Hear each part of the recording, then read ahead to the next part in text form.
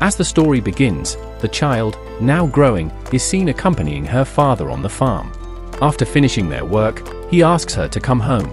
Inside the house, she curiously examines a map of Edzi. Her eyes are drawn to the strange darkened areas beyond their continent. Uncharted, mysterious, silent. Her curiosity overwhelms her. She turns to her father and innocently asks what's beyond their land. But even he has no answer. He wants to satisfy her curiosity, but he can't. He, like everyone else, is in the dark. Why? Because no one knows. He shares that all humans are born curious, always driven to explore the unknown. But every mission sent beyond the edges of Edzi has ended in ruin. Complete destruction. The cause? For powerful demons guarding the corners of the land, north, south, east, and west. Teams sent to investigate never return. They are destroyed without a trace. She is stunned. Does that mean those places are cursed? Still, her curiosity doesn't die. Her father tells her there is no way to move forward unless the 4 demon lords are defeated. And for that, they must find a solution. He explains that there exist ancient relics, sacred weapons once wielded by legendary warriors. Only those chosen by these relics can battle the demon lords. Until such heroes rise, mankind will remain caged in their small corner of the world. That sparks something in her. The idea of becoming one of those heroes fills her with purpose. She dreams of wielding one of the weapons, specifically, the Sword of Haydn. If she could obtain it, she believes she can fight, win, and finally reveal what lies beyond the darkness. Years fly by. Alicia is no longer the little girl on the farm. She's matured and has been selected among the next generation of heroes. As she sits in a transport truck heading to the outer edge of Edzi, she clutches a pendant around her neck and whispers to her father in spirit, it's time to protect their homeland. She's not alone on this journey. A group of other chosen warriors rides with her. One by one, they begin talking, introducing themselves. Among them is Minol, bearer of the relic Ogunkyo, though he oddly admits he doesn't know his origin. When Alicia is asked to share her name, the group is surprised to see a woman among them. She doesn't speak. She doesn't need to. As they near their destination, Stefan, known for wielding the Tenma relic, cautions them, they're close. Everyone acknowledges Stefan as the strongest among them. Without warning, the truck screeches to a halt. The driver refuses to go any farther. Even before they disembark, chaos erupts. Demons attack mid-transit, claiming the lives of a few warriors immediately. Stefan yells for everyone to exit and defend themselves. Chaos ensues. He quickly organizes them into squads. Archers and lancers take position. Alicia is paired with Stefan to push through the center of the battlefield. She, too, possesses a relic, one called Iwachubane. Alicia's presence on the field is commanding. Her instincts are razor sharp, and she fights with precision. On a towering ridge ahead, one of the demon lords emerges. He speaks cryptically of a universe ruled by chaos. If the world is born of chaos, then he is, too. Perhaps he isn't wrong. The battle rages on. The warriors charge across rocks and slopes, determined to climb the mountain where their true fight awaits. Stefan can barely contain his excitement. Being hailed as the most brilliant among them, he believes it's only right to live up to the title. He tells the others that today is the day they prove their worth, the day they show those who chose them that their faith wasn't misplaced. As the group arrives at Mount Moon, the demon lord emerges. His magnificent, if such a word could ever apply. His pale, cloud-like fur and overwhelming presence make him truly fearsome. This is Clevatess of the southern moonlight. Stefan finds himself thrown off balance. He acknowledges the dread building inside him. This creature is beyond terrifying. Yet they've accepted this mission. They are not alone, they are the chosen ones. Together, they can forge a legacy. With determination hardening in his eyes, Stefan steps forward, only to be struck from a distance. Clevatess launches a sudden attack, smashing Stefan against the rock face and ending his life instantly. Shock ripples through the group, the demon lord hadn't even moved. One of the remaining heroes takes charge, rallying the others to press on, but Alicia hesitates, scanning the surroundings carefully. As the group charges toward Clevatess, they're cut down, one by one. The demon lord still hasn't taken a single step. Then Alicia pieces it together. She yells out that Clevatess is striking from his shadow. The danger isn't him directly, it's what hides beneath. To survive, they must escape the reach of his shadow. Doubts swirl, but Alicia doesn't wait. She starts leaping across the jagged terrain, weaving through the mountain's rocky paths. The shadow lunges after her, and she becomes the first among them to spot an incoming strike and meet it head-on. Clevatess's glowing eyes widen, momentarily stunned. Perhaps this would be different from the other humans he had faced. It doesn't concern him much, but now he's curious. So this is what humans are like now? He hadn't encountered their kind in a millennium. Last he remembered, they were fragile, barely a threat. Yet now, they seem to have fire, purpose. There's something driving them. And to understand it, he knows he must uncover the source. The battle rages on. Though they fight with all they have, every hero falls. In the end, Alicia is the last to go. She sent skyward, blood in her lungs, and with eyes closed, she faces the inevitable. She whispers an apology to her father. She couldn't fulfill the dream they shared. Some dreams never come true. Hers would remain among them. Far away, in the city of Hydelart, the heart of the Haydn kingdom, life moves along without concern. No one suspects the storm that's on its way. Suddenly, Clevatess bursts forth from the mountains overlooking the capital. Fear spreads like wildfire, but Clevatess isn't there to destroy. He's merely intrigued. He's not there to kill them all, not yet. He wants answers. The ones who trespassed in his domain claim to be heroes, sent by the king of Haydn. Now he's set on cutting through anything or anyone standing between him and that king. Panic erupts. The citizens flee in all directions as the kingdom's knights rally. Archers take position and release volleys, but Clevatess doesn't bother retaliating. Instead, he leaps from rooftop to rooftop, gliding toward the palace, eyes fixed on the truth he seeks. At the gates, the palace guards raise defenses, arrows raining through the air. None even graze him. Their strength is disappointing. Their efforts, laughable. He surveys their futile defense, expression unbothered. These humans are not strong. Their attacks are nothing. With a single motion of his arm, he shatters the stone defenses. The massive outer wall crumbles like dried earth. Realizing they're no match, one soldier breaks formation and runs to the throne room. He reports that a demon has arrived. The king listens, his fate unreadable. There's no surprise in his eyes. A demon appearing here means only one thing. The heroes have been defeated. He rises slowly from his seat and begins to walk. There's only one thing left that he must protect, the blade of Haydn, Mana Hydelart. A knight rushes in, bringing grim news. A demon has entered the city, and nothing seems capable of stopping it. The knight advises the king to take cover. But if this demon truly cannot be stopped, then what point is there in running? No matter where he goes, it will eventually find him. The other knights continue their futile attempts, launching flames and arrows at Clevatess. Though their efforts are in vain, Clevatess is undeniably powerful. He recalls how Alicia's sword had slightly affected him, a rare occurrence, and realizes that humans, if left unchecked, could eventually pose a real threat. He's not the one encroaching on human territory, they're the ones seeking his. That alone is reason enough to strike back.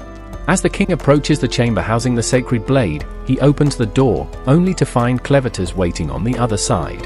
One glance at his attire and presence is all Clevatess needs to confirm that this man is the king. Clevatess speaks fluently in the human tongue, stunning the king. The monarch is taken aback. Demons aren't supposed to speak their language. He demands to know how Clevatess can do so. Realizing the demon's identity, the king listens as Clevatess claims to be the only one capable of saving humanity. Clevatess says he has just a few questions, and the king's answers will decide the fate of all mankind. Not just the people of Haydn, but also those of Dawn, Org, Sir Ada, and Bent. His questions are basic. Who are humans truly? What drives them? What are they seeking? And why are they trying to invade the demon realm? The king scoffs, unwilling to explain anything to a demon. He outright refuses to answer, and Clevatess doesn't bother repeating himself. He swiftly beheads the king and walks away, concluding that humans are inherently dangerous. Therefore, they must be eliminated. However, to erase all of humanity, he'll need allies. A group of loyal beings to help carry out the mission. He begins planning. As he walks through the ruins, a baby's cry pierces the air. A dying woman clutches her newborn tightly in her arms. Clevatess approaches, uninterested at first. It's just a human infant. But then the woman speaks. She begs him to spare the child. He's shocked by her request. Does she not recognize who she's pleading with? She's asking mercy from the very being determined to wipe them out. Clevatess reminds her that he intends to end humanity. If she wants to curse someone for the child's death, she should blame the child for being born human. But the woman pushes back. She tells him it's not the child's fault, no one chooses how they are born. He remains cold. Yet, he challenges her. If she wants the child to live, she must give him a reason to allow it. She admits she's dying and cannot prove the child's worth. But she believes, truly believes, the child will show his value when he grows older. With those final words, she passes. Clevatess picks up the child. He's far from convinced. But if what she says is true, it won't take long for him to observe the child's growth. Time means little to him. He will wait and see what the boy becomes. Elsewhere, in this vast world, humanity is divided into 5 primary races. The Duns, who are the most numerous, the Orgites, known for their courage and the horns atop their heads, the Sladins, reclusive and quiet, avoiding interactions with others, and the Benti, who resemble demon raiders but possess incredible strength. The Hydenians, humanoid in appearance and the most physically delicate among all the known races, stand out for their exceptional intellect. They alone possess the ancient knowledge to forge weapons from the rare arcanicite material, a skill safeguarded by the royal bloodline. Given their lack of physical strength, they have built their reputation and trade by supplying these powerful weapons to the Dun race. Over time, this ongoing exchange has deepened relations between the two races, leading to shared adventures and interbreeding. Even so, pureblood Hydenians have grown increasingly rare. Far from the grand cities where these races dwell, the world outside teems with dangerous, shadowy creatures, among them, massive 9-tailed beasts, reminiscent of folklore. Deep within the lunar mountains, one such creature, a mighty beast named Clevatess, fends off lesser predators attempting to feast on an abandoned human infant. Alarmed by the crying child, he grows concerned the infant won't last long out in the wild. To calm the baby, Clevatess curls his enormous frame around it. Unsure how to deal with the constant wailing, he gently taps the baby's forehead with a claw, sending it into a peaceful sleep. As he watches over the infant, he gets a strange hunch that the child is about to unleash a very messy surprise. True to his instincts, the child soon wakes, screaming again.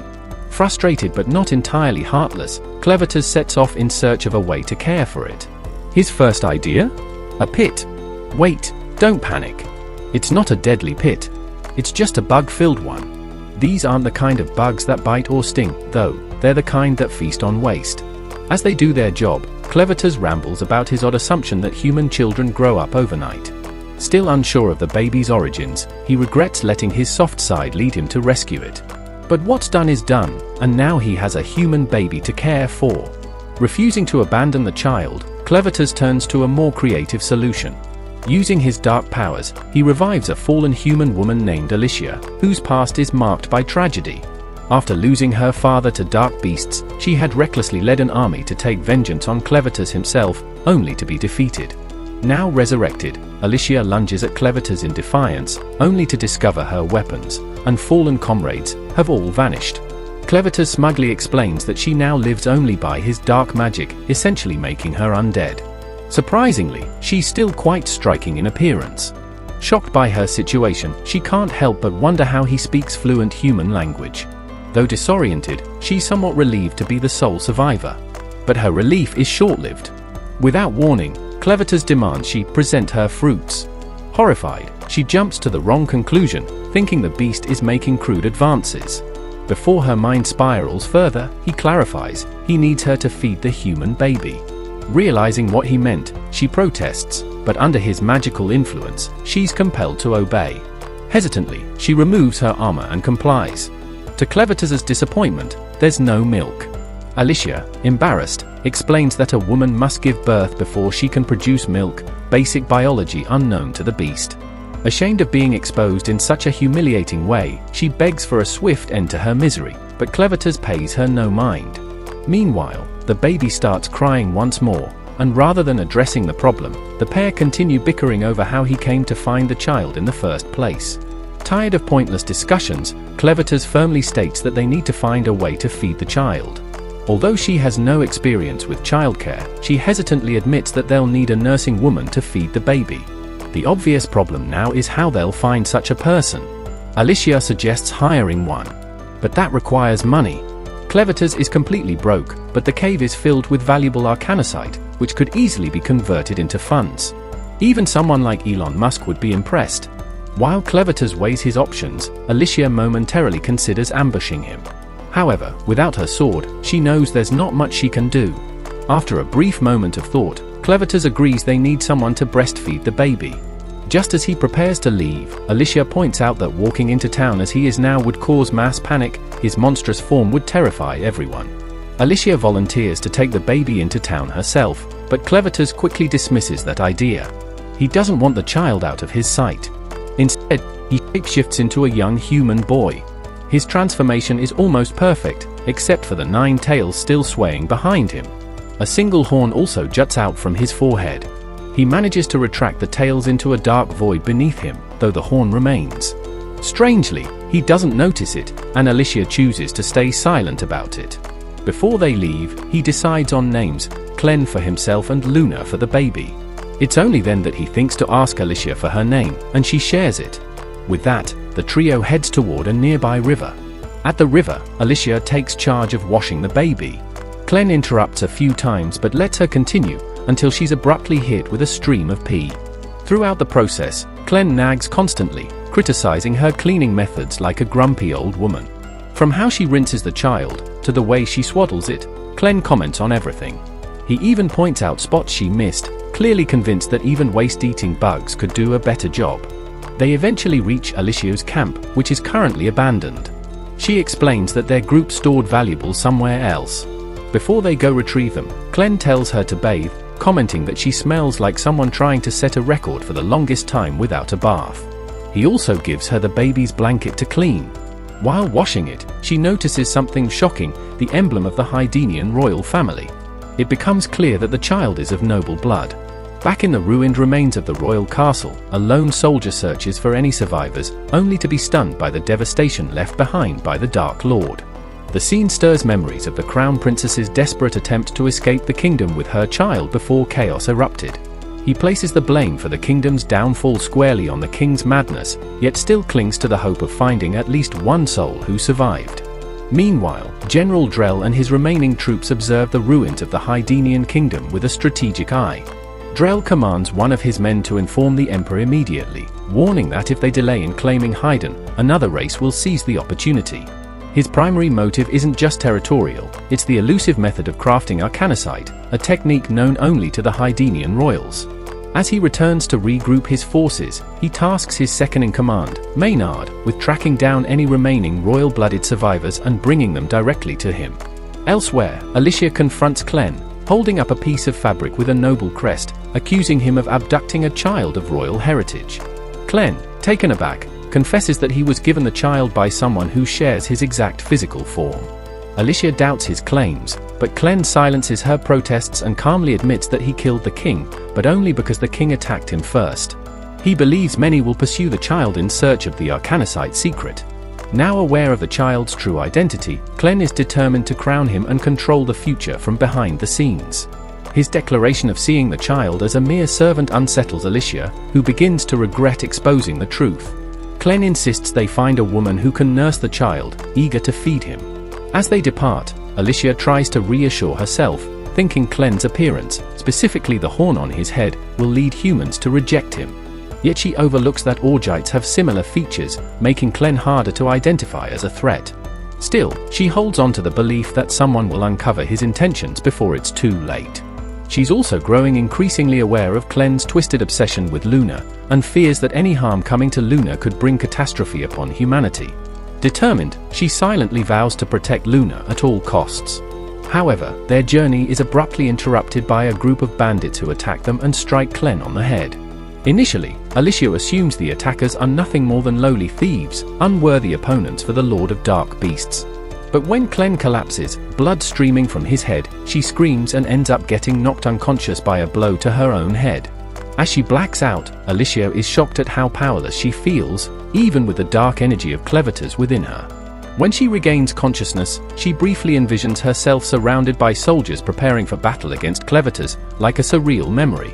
But Clen snaps her out of it by calling her a fool and demanding she wake up. Snapping back to reality, Alicia realizes they've been taken prisoner by the bandits. Clen, surprisingly, doesn't seem troubled. In fact, he smiles. Inside the bandits' wagon, Clen sits among several other captives. calmly holding baby Luna. Despite the relaxed expression on his face, Alicia feels increasingly anxious, not understanding why Clen appears so composed in such a dire situation. Spotting Luna peacefully asleep, Alicia turns to Clen and asks how he managed to soothe the infant. Clen replies that Luna had been crying earlier, but the gentle motion of the carriage lulled her to sleep. Luna then subtly inches closer to Clen and quietly asks him something only he can answer: why someone as powerful as him, once hailed as one of the mightiest demon kings in existence, allowed himself to be captured.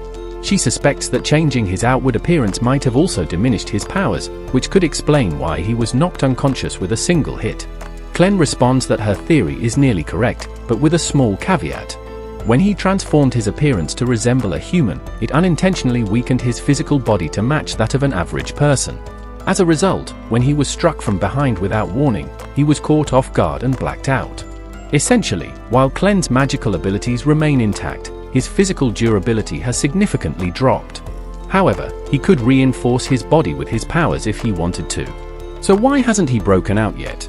Clen explains that, since he now appears human, he intends to keep his strength hidden until Luna eventually takes the throne. For now, he's letting things unfold naturally to maintain his cover. Additionally, Clen expresses interest in understanding the human world better, including why ordinary people like their fellow captives are being kidnapped. That's why he hasn't attempted to escape yet. Hearing this, Alicia can't help but call him clueless and explains the reality. They were taken by bandits who likely planned to sell them into slavery. She insists that he shouldn't judge all humans based on what these criminals do, emphasizing that bandits are among the worst humanity has to offer. Soon, the wagon pulls into the bandits' hideout. The prisoners are split into two groups, men in one and women and children in another. Suddenly, one captive makes a desperate dash for freedom. Watching him flee, Degan, a higher-ranking bandit, smirks, clearly amused at what he sees as a foolish move. His amusement is short-lived but justified. Another bandit hurls a dagger into the man's back, instantly ending his escape attempt and his life. With the matter resolved, Degan issues a cold warning to the rest of the captives: anyone who tries to flee will suffer the same fate. He then singles out Alicia and tells her to follow him. Before she can say anything, he grabs her arm and starts pulling her away, likely to question her further. As Clen debates what to do, a woman named Calm, apparently in charge of managing the female and child captives, takes notice of him standing there holding an infant. Spotting the baby, she calls over her assistant Neru, whose responsibility is to look after the babies taken during the raids. Neru is assigned to care for Luna. The bandits' base is set inside a rocky quarry. Hidden deep within the pit is a pool, and at the bottom of that water lies a fabled crimson sword. But it isn't unguarded. Something immensely powerful lurks below, keeping the weapon safe. Meanwhile, it becomes clear that Degan may not be the menace he first appeared to be. He hasn't taken Alicia for his own purposes but rather brought her to someone else, Braco, the acting head of the Crow's gang. With the actual boss, Jazak, currently absent, Braco has assumed control. No one dares challenge him, largely because of his pet beast, Betty, a creature capable of turning victims into shreds in seconds. Alicia identifies Betty as a Western demon, surprised that someone like Braco was able to tame such a monster. Braco speaks to Betty, who expresses a desire to play with a male human. Braco gives her permission to pick one of the two men who escorted Alicia to his quarters. Before indulging the demon, however, Braco reveals the real reason Alicia was summoned. The bandits now possess the magical crystals she collected from Clen's fortress. Braco recognizes them as originating from Mount Moon, the domain of the fearsome entity known as Clevatess. Based on what he's seen, and the fact that Alicia didn't panic or flee at the sight of Betty, Braco deduces that she must be one of the 13 warriors dispatched by Haydn to eliminate Clevatess. He figures she was heading back to Haydn with a stash of magic crystals in tow, and then drops a grim revelation: the royal capital has already fallen to Clevatess' might. Still, Braco doesn't see this as a loss for his group, the Crows. In fact, he thinks it's an opportunity. He shows off a blade with a reddish tint, claiming it's a Mana Hydlart sword, an exclusive weapon known only to the Haydn royal line. Of course, Braco admits his version is a forgery, one of many his group sells to the clueless. But now that the Haydn built up on for good, the value of these knockoff swords is bound to skyrocket. It's a profitable scheme, but Braco is chasing something bigger: the original, untainted Hydlart swords once wielded by Haydn's kings and bestowed upon the heroes. He believes the rest of Alicia's fellow champions are already dead, slain by Clevatess, and that Alicia survived only because she abandoned them. He presses her for the location of her sword, and the ones carried by the other 12 fallen heroes.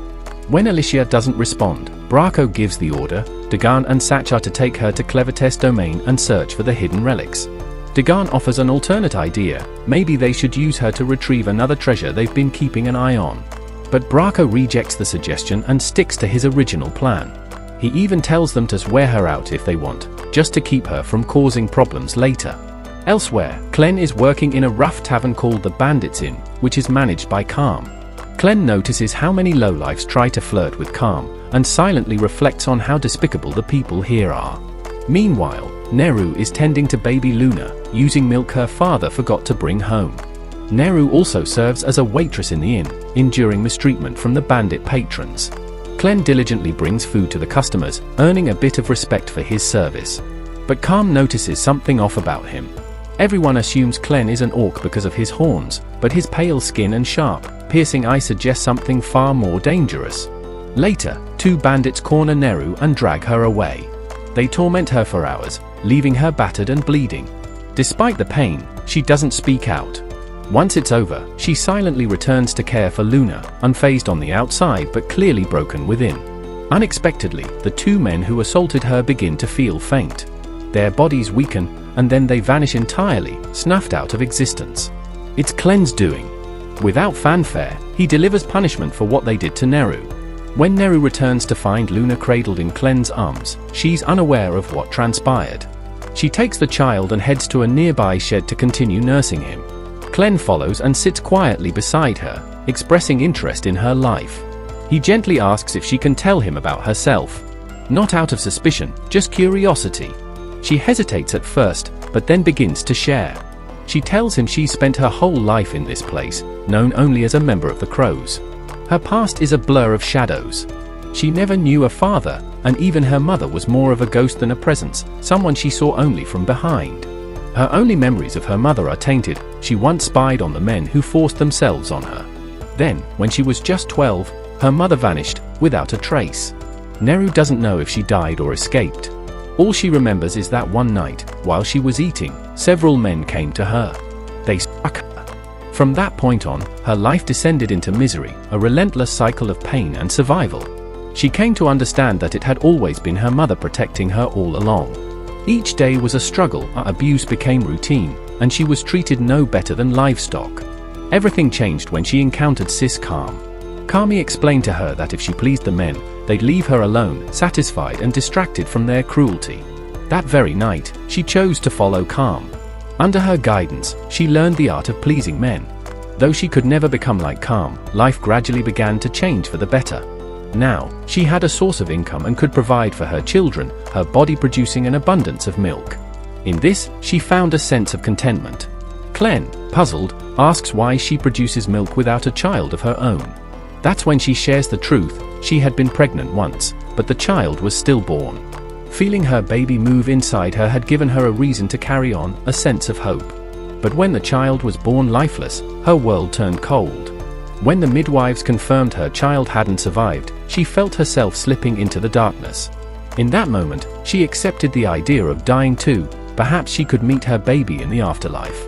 But then, something unexpected happened. A sudden warmth filled her chest.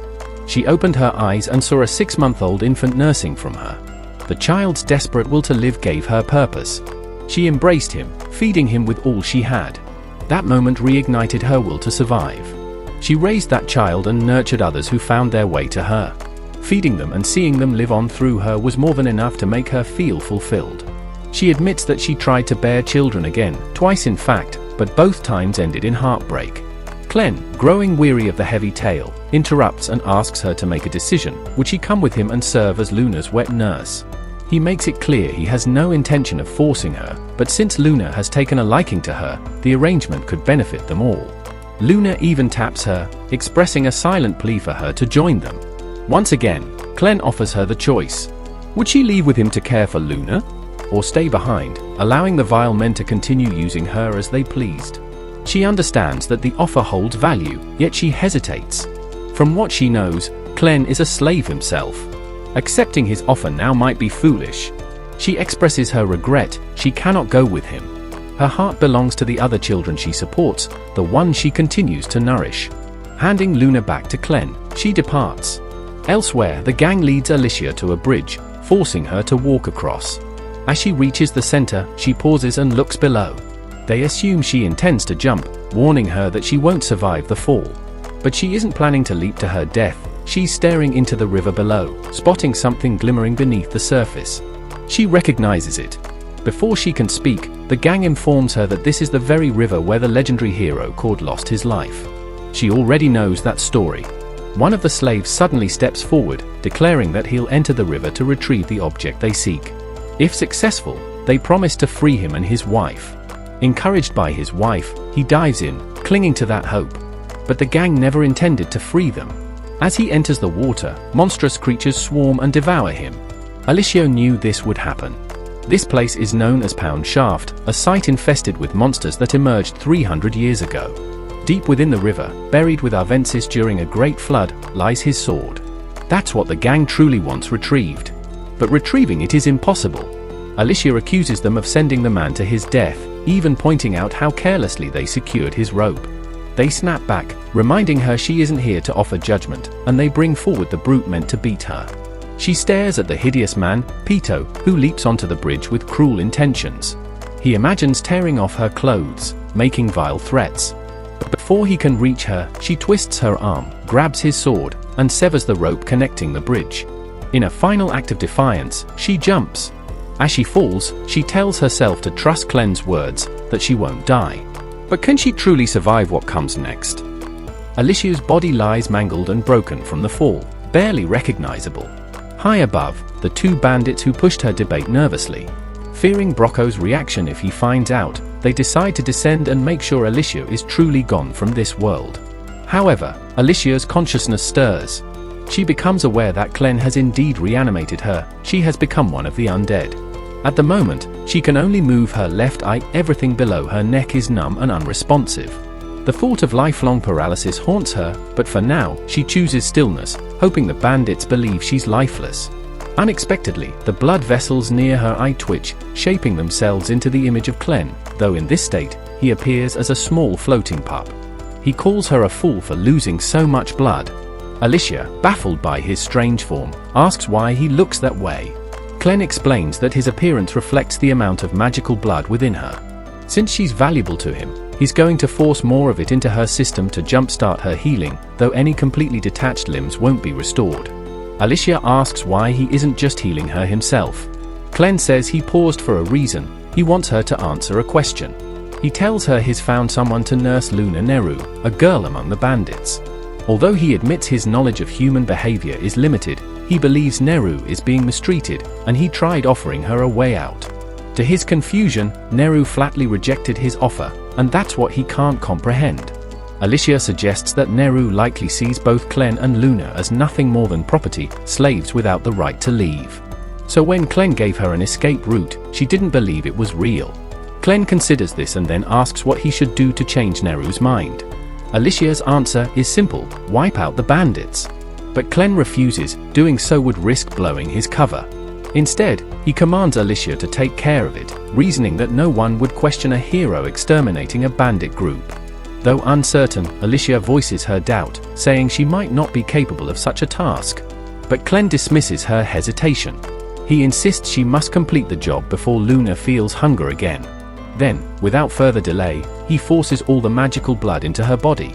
The result is instant. Alicia begins to twist and writhe, her body undergoing a grotesque transformation until she suddenly snaps back to her flawless form.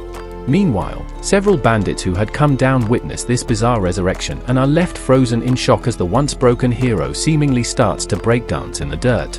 Alicia struggles to breathe, her body racked with pain as her fractured bones painfully knit themselves back together. Dagan, the leader of the bandits, remains clueless about what's happening but orders his men to grab her and crush her limbs to stop any further escape attempts. As one of them approaches, Alicia unexpectedly lets him stab her arm. Unfazed, she counters with a powerful punch, sending him flying. She also snatches his sword and eye patch in the process. With the stolen blade, she cuts off her restraints and places the eye patch over one eye, preparing herself for the upcoming fight. Elsewhere, Clen resumes his search for Neru, promising Luna that this time, he'll convince her to serve as Luna's caretaker. If Luna is worried about Alicia, Clen reassures her, reminding her that Alicia is the only person who has ever managed to damage his horns in a fight. Meanwhile, Calm summons Neru to reprimand her for leaving the kitchen in disarray. Despite her recent beatings, Neru appears cheerful, which catches Calm's attention. She wonders what could have possibly made her so happy. Neru admits she's simply curious about the world outside, one she's never seen since being trapped in this place her whole life. Calm becomes suspicious that Neru wants to flee. But Neru insists she's only curious, nothing more. In her naivety, she accidentally reveals that someone, a slave, has invited her to leave. Brocco, having eavesdropped, steps in before anything else can be said. Calm, panicked, smacks Neru, warning her that she'll never be able to leave. Brocco then asks about the baby and drops a cryptic hint about his future plans involving Luna. Without further explanation, he commands Neru to come with him. Calm realizes he's taking her to be punished but knows she's powerless to interfere. Once they're out of sight, she gasps softly to herself, wondering who will care for the infants now. Clearly implying that Brocco intends to kill Neru. Shortly after, Clen arrives carrying Luna. Assuming Clen is looking for Neru to nurse the baby, Calm, now tense and bitter, tells him that no one can care for the child anymore. She accuses Neru of committing an unforgivable mistake, dreaming of something impossible. Clen presses her for more details. His intense gaze makes Calm feel cornered, so she finally spills everything. While Neru remains unaware of Brocco's dark motives, Calm had sensed trouble the moment he took her away, and she was right. Brocco brings Neru to a cave, and once inside, she's taken aback by the sight before her.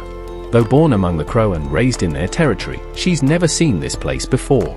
When she questions him, Brocco tells her that this is where he forges magical ores. He elaborates, explaining that these special ores have a variety of uses, hinting at something much deeper going on.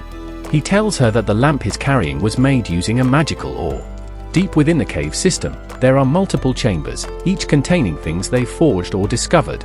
As they walk deeper into the cave, she suddenly notices a human-like skull. Worried, she questions it, but he quickly assures her that it's not human. Just then, the light source fades out. She begins calling for him, confused and frightened in the darkness. He calmly tells her it's just a mistake and that he'll turn the light back on. When the area is illuminated again, she finds herself face to face with a troll named Betty. The sight terrifies her. Panicking, she screams for help, but there's no one around. He tries to calm her, saying the troll is under control through magic. He accuses her of betraying the group's foundation, which he calls the Crows, a team built entirely on trust. Since she considered leaving, he sees that as a betrayal of that trust. He says that leaving isn't an option, and for her disloyalty, the punishment is death. She cries and pleads, but he commands Betty to devour her. She tries to run, reaching out with both arms.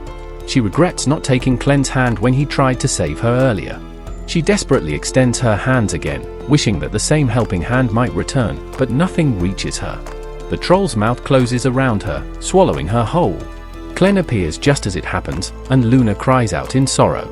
Clen says to Luna that consuming and being consumed is part of human nature. Even demons feed, so it's no surprise that monsters do too. He doesn't blame the troll for what happened. Instead, he blames himself for arriving too late. What baffles him, however, is how a troll like Betty could be under the control of a short man like Brocco. Brocco, now offended by Clen's words, snaps back that Clen must have a death wish. He then instructs Betty to consume Clen and the baby as well. But Betty knows who stands above her in command. She recognizes her true master and refuses. She starts choking, and without Clen needing to act, she spits out Neru. Though bruised and damaged, Neru still clings to life, her breathing faint but present. Clen believes there's still hope to save her, but first, he must deal with Brocco. He tells Luna that only she can comfort Neru. Carefully placing Luna on Neru's injured body, he summons a horn that whisks them away. They vanish instantly, leaving Brocco stunned. Brocco can't believe what he's just witnessed and accuses Clen of using some kind of magic. But Clen, unfamiliar with magic himself, Brocco, starts trying to explain. He pulls out a magical ore and begins describing the essence within it that allowed its creation. He mentions that the lamp he's holding also has such a magic ore, one which enables him to influence monsters, especially female trolls. But now, sensing that his grasp over Betty is weakening, he throws the ore away. The scent it emits fills the entire cave, and instantly, Betty falls back under control. Even Clem feels the ominous power radiating from it. Betty strains against the chain holding her and attempts to strike Clem, who easily avoids the blow. He reflects on his lack of understanding of humans, realizing this makes them unpredictable to him. Frustrated, he lashes out at Alice for not informing him about magical ores. Meanwhile, Alice is doing her best to assess the situation. She's surrounded by numerous bandits, making it difficult to move freely. Her thoughts drift back to her childhood training sessions with her father. She remembers a particular moment when he pointed out the weakness in her strike. That day, he told her that she hesitated before attacking, and warned her never to repeat that. He explained that hesitation reveals fear, and once an enemy sees fear, it disrupts your focus, and that loss of focus leads to defeat. Now, as she fights, it's clear she's outmatched. She's exhausted from the battle. Her mana core is draining rapidly, especially since she's been drawing power from the blood Clem gave her. That energy source is deteriorating her stamina instead of boosting it. On top of that, her weapon is no longer effective. Without an upgrade, she won't make it out alive. So she makes a run for the river, her goal being to retrieve the legendary hero's weapon, Arvensis, hidden beneath its waters. As she rushes forward, she worries about what the bandits might do to her if she fails. The consequences would be brutal. The bandits watch her and assume she's going to leap into the river. For centuries, no one has survived those waters, so they mock her apparent decision. But she's not planning to dive in. Instead, she leaps over the river toward the scaffolding above. As they realize her true intention, some of the bandits leap after her. But when she reaches the top, she slices through the scaffolding, sending most of them plunging into the water below, where monstrous creatures lurk and tear them apart. In the chaos, they suddenly notice she's disappeared. Unbeknownst to them, she's submerged beneath the river. Unlike the heroes from the past, she doesn't need to worry about drowning. She had taken deep breaths beforehand and intends to stay underwater long enough to avoid detection by the river beasts. Her plan is to descend to the riverbed and retrieve the weapon hidden there. But the question remains, can she succeed in her daring move, or will she perish in the attempt?